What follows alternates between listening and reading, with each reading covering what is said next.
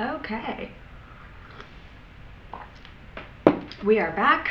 We are continuing to get back in the swing of hobbies now that we are post-holiday. So I'm just going to get ready for the day and chat about some of the unexpected post-holiday clarity that I've been having after our Japan trip. So yeah, we'll see how this goes.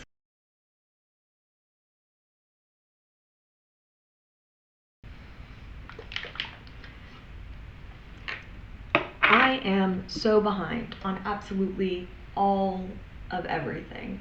Um,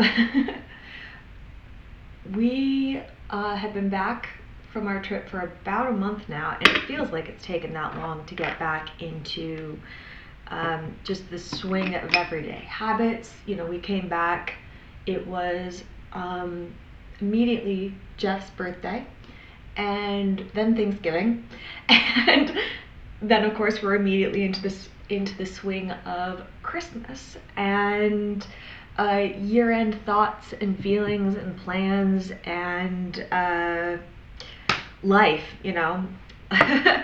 Life. Don't talk to me about life.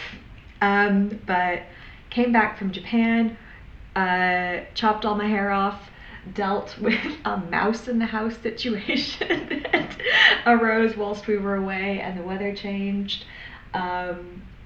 When we left, there were still leaves on the trees, and we've come back to like winter in London. It's cold. The trees are bare. We've had a few storms, so we're deep in the depths of cozy season now, which I really like and appreciate. But yeah, it's kind of funny. Everyone's going to Japan now. Like their tourist industry has fantastic PR, and I felt a little bit cheesy, talking about going to Japan because everybody and their dog is going to Japan. But I like to joke that we had a legit reason because we were going for my little sister's wedding, and let me tell you, this wedding was magnificent. My sister and her husband. Oh, the care and the planning and the effort and probably, I know for a fact actually the money that they put into this was substantial. But it's because it was a destination wedding and they had so many people coming in from all over the world, and boy, they nailed it. She had a vision. Disco Matsuri, a combination of disco glam and traditional Japanese craft and culture smashing together. That was her wedding. It was beautiful. And the trip itself was a genuine, once in a decade kind of experience. I might have to do a whole video just on the trip and everything that we did and saw, because our priority, of course, was the wedding and then spending time with siblings. But we had such a beautiful holiday out of it. The first half of our trip was wedding and traveling around specifically with my siblings. That was our priority. And then Jeff and I had just about a week that we went out and wandered and did a couples trip, which was glorious. It was glorious. And now we're back. And now we're back to real life.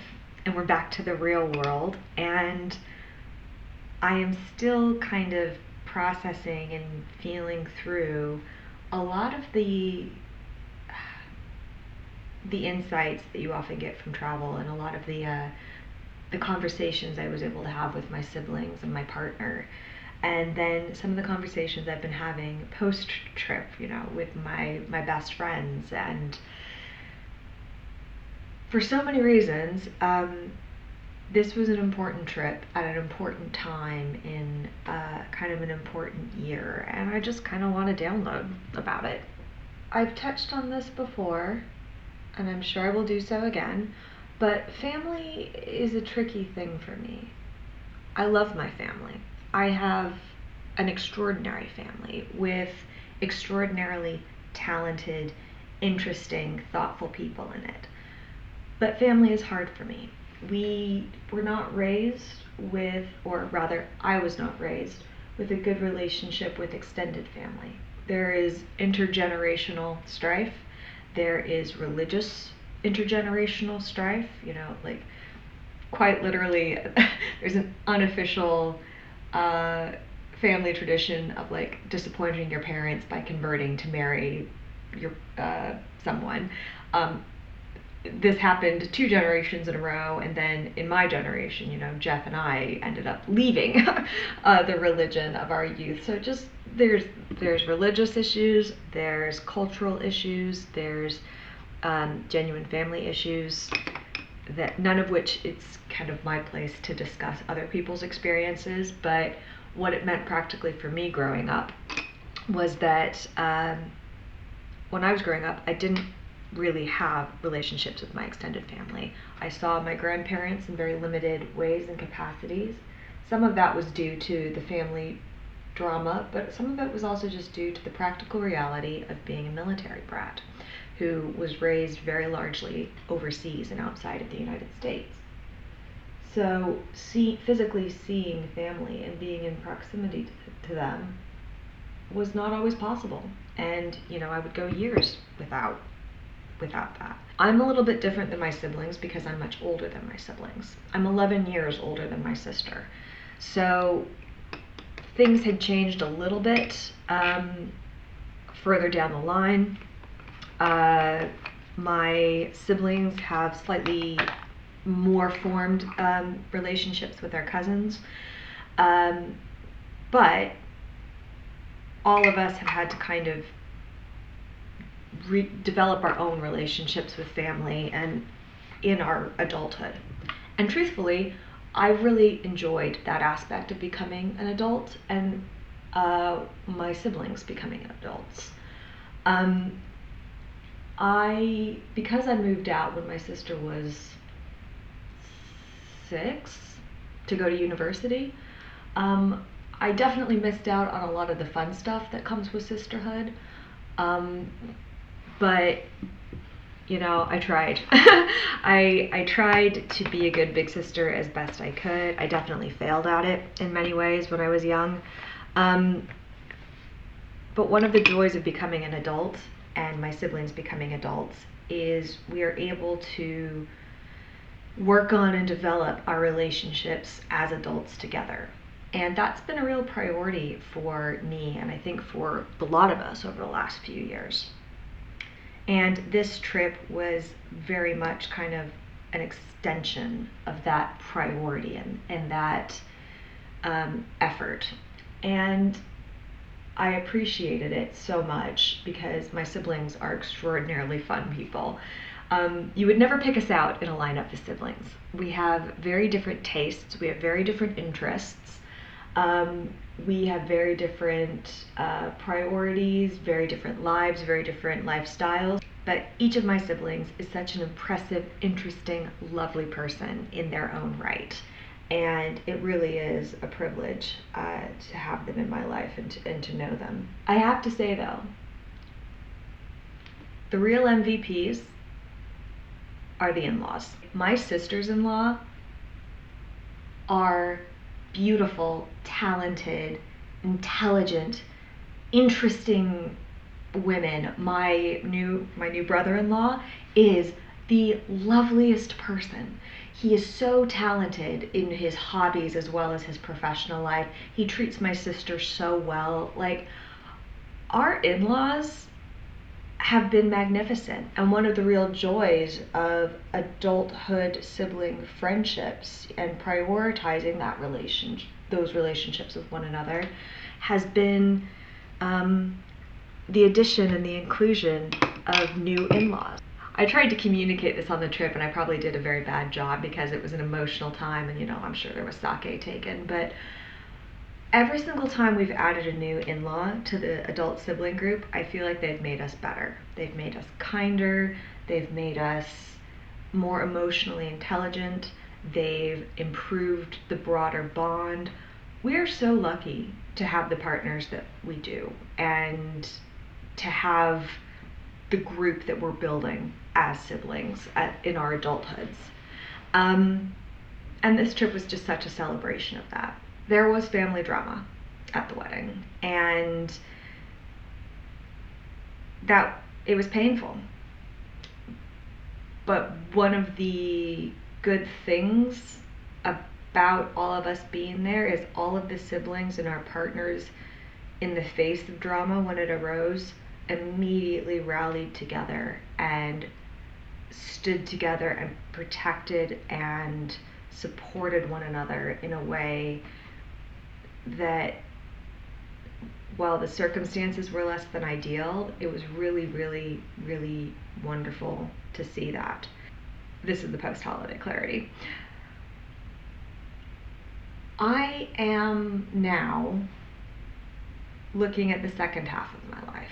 So we came back from holiday, like I said, and Jeff had his birthday. It was his 40th birthday. My 40th birthday is coming up in 6 months. And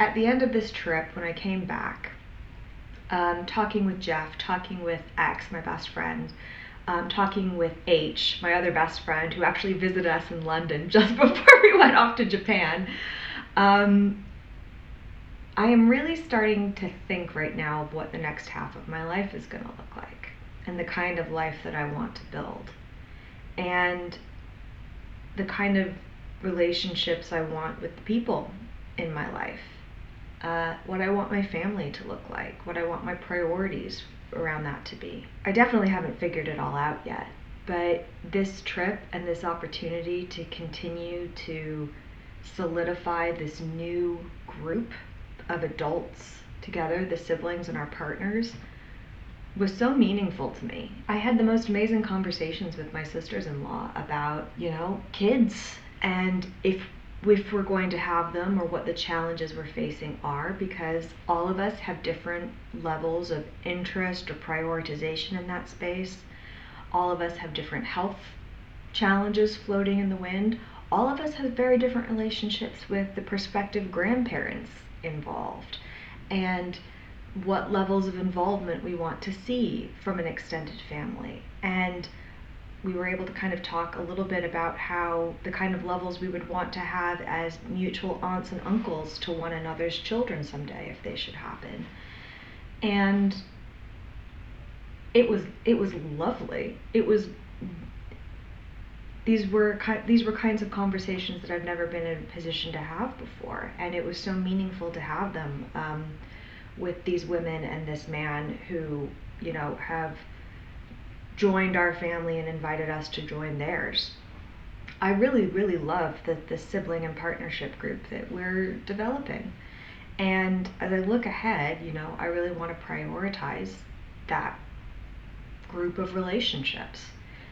Preparing for this wedding, the siblings and I have been in multiple group chats and on, group calls for months planning this. Prioritizing that relationship and making sure that we were going to travel together after, and, getting Airbnbs together and doing things together, sometimes as a whole group, sometimes in breakaways, sometimes just one or two people. It was such a low-key, I'm not going to say stressless, because like I said, there was drama, but if I extract that, the experience that I had with Jeff and with the siblings and the partners itself was just frictionless. In downloading to X afterwards and talking through, the experiences of the trip and the insights that I had, and just the loveliness of the relationships, I realized, I was able to communicate to her that for the first time in my adult life, I don't like the distance between myself and my people. That's a really weird thing for me to say, because I turned 18, my family was moving from Micronesia to Europe, and I got dropped off in the United States to work for the summer and then make my way to college. and I did, and I came home once a year for a few years. There was a year where I didn't go home at all.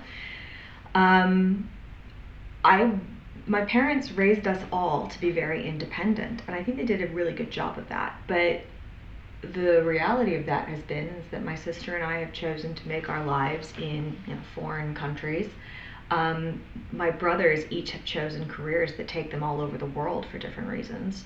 And we've each also then, chosen partners who either share in those priorities and lifestyles or have like full-throatedly joined us on those adventures. So we're very good at leaving, but we weren't good at all at coming back. Even now, my two best friends in the world, one lives in New York, New Jersey, the other one lives all over the world, and because of the nature of her work, and half of the year in Latvia. And I'm so blessed to live in the age that I do, that I can have instant text messages and phone calls and like long scheduled video chats with my two best friends who I've had since I'm 12 years old. But I haven't lived in the same country as them, since I was in my early 20s. I go whole years without seeing them in person, like physically in person. My siblings, I've gone whole years without seeing them physically in person. Actually, this wedding was the first time that all of us and our partners were all in the same place at the same time. We've had group stuff together in the past, but it's always been one or two people weren't there. Once Jeff was climbing a mountain, and once, my brother was on military duty. So like, this is the first time that all of us, all 8 of us, have been physically present in the same space together at the same time that wasn't on like some kind of digital platform. And I'm so glad to have those platforms and those tools, but for the first time in my life, I wish I lived closer to my people. And that doesn't mean I want to move back to the States, because girl, I do not. But in looking at the next half of my life, if I have nieces and nephews, I want to be as involved in their lives as my siblings, are comfortable with and will allow. I want to, if, Jeff and I have kids, I would like to cultivate a very different cousin relationship with my side of the family. Want to make sure that, in planning for future travel and family time, that I'm prioritizing that core group of relationships on my side. I definitely want to see my best friends more, and one of the blessings of getting older and a little bit more established is we can make those choices and we can set those priorities and budget for those kinds of trips better. So when H is traveling the world and she's going to be going through Amsterdam, I can get on a really cheap flight, grab a backpack and get on a flight and go meet her for a weekend. Or X and I saved up and planned a girls' trip for our 20-year friend-iversary, and we found a cheap place to stay in Italy, and we went on a girls' trip, and we're able to meaningfully celebrate that friendship. And it's in a position of enormous privilege that I've had those choices, and I definitely don't discount that. Deliberately making those kinds of choices in recent years, to spend our resources and time in that way, to expend more effort to build the next generation of kind of adult relationships, to even have the conversations about, what future potential children's relationships could start to look like if and when they happen. That's a whole new way of thinking for me. I think as I, move towards my 40th birthday, the urge that I'm feeling is for community. The saying is, it takes a village. I'm feeling the urge to be a villager, and contending with the reality that that's hard to do at a distance. The people who I want to build a village with are not physically proximate to me, and so it takes a different kind of work and a different set of priorities to have the kind of relationships that I think are really going to define, hopefully, the second half of my life. And that's an exciting thing to think about, and it's a lovely thing to think about, but it's also a daunting thing to think about. I mentioned before, like, this year started off with my godmother passing away. My god family is so important to me. Because of the way that I grew up, moving every couple of years, and only having the core example of my nuclear family, you get glimpses of how other cultures or other families or other people do it, but you're only ever surrounded by, your family unit, so you only know what you know and what you've experienced. And for me, my God family gave me a glimpse into a different way to have and construct and maintain a family. Not that mine was bad, but that there were other options, and that I could pick and choose the things that I wanted, and I didn't have to live by a default. That was such an important lesson of love that I got from my godparents, and my godmother in particular. And losing her at the start of the year really was a blow, because I learned so much about family from watching her. But it also gave me a greater appreciation for how difficult my family did it. Because we didn't have relationships with extended family, and because we lived in other countries, my parents were on their own. Not entirely. They had a church community, and a military social infrastructure community wherever we lived, which was very important and hugely meaningful, and absolutely provided frameworks and bulwarks that it was such a privilege to have those. But it was only seeing how involved my godmother was in her